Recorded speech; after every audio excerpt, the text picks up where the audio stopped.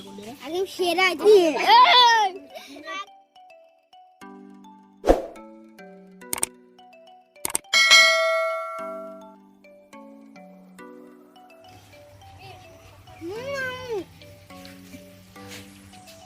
খুব ভালো, খুব ভালো লাগছে, খুব ভালো লাগছে।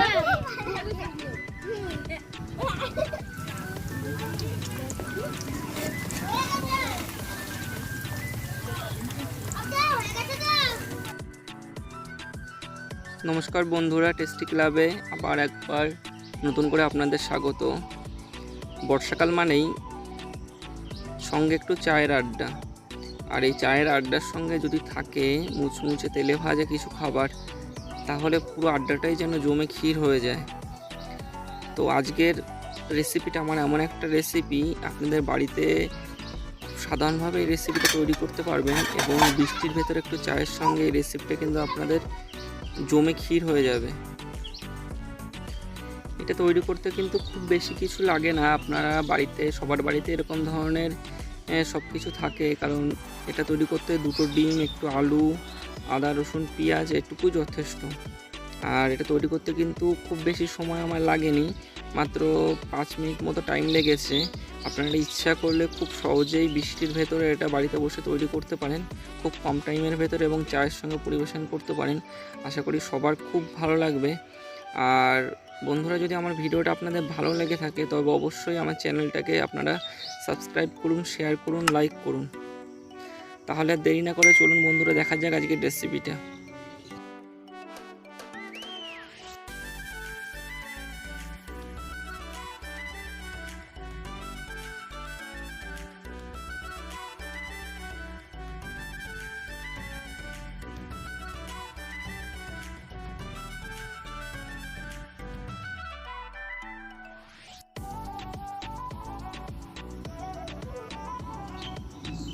এটা ইচ্ছা করলে আপনারা স্কুলের টিফিনেও বাচ্চাদের দিতে পারেন, খুব একটা খারাপ হবে না আশা করি। আর বাচ্চারাও খেয়ে এটা খুব মজা পাবে।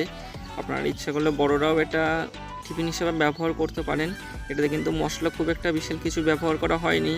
আপনারা ইচ্ছা করলে এর থেকে কম মশলা ব্যবহার করেও এটা তৈরি করতে পারেন। এটা কিন্তু খুব সুস্বাদু খাবার।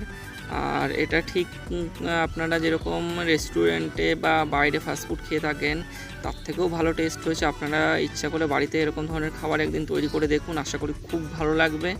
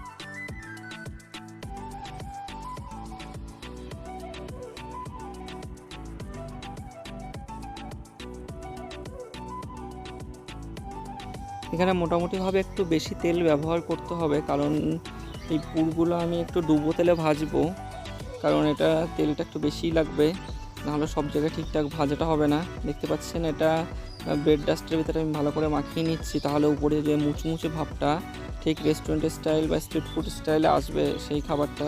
এটা কিন্তু খুব লো ফ্লেমে আপনারা অনেকটা টাইম ধরে ভাজবেন, তাহলে ভেতরে ভাজাটা ভালো হবে এবং মুচমুচে ভাবটা আসবে। মোটামুটি 5 থেকে 7 মিনিট এটাকে ভাজতে হবে, কিন্তু খুব লো ফ্লেমে।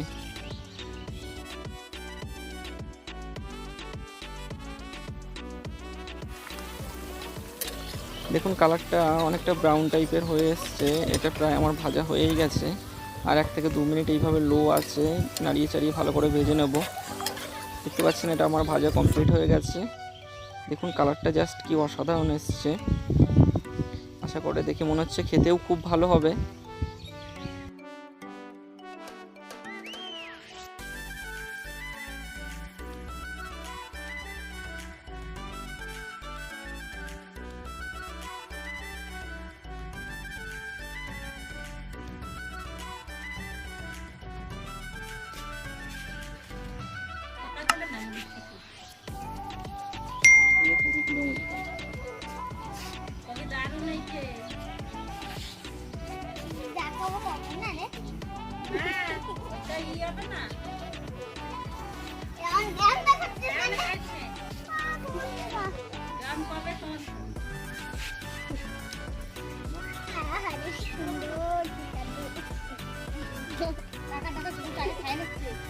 খাইয়ে খাও, সবাই কামড় দিয়ে খাইয়ে খাও কিরকম আছে।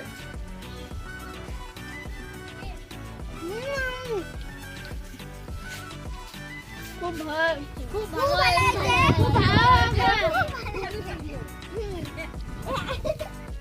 আর কিছু বল। আসো, কি বানাইছি সেটা বললি না? কি বানাইছি সেটা বললি না? আগে সেরা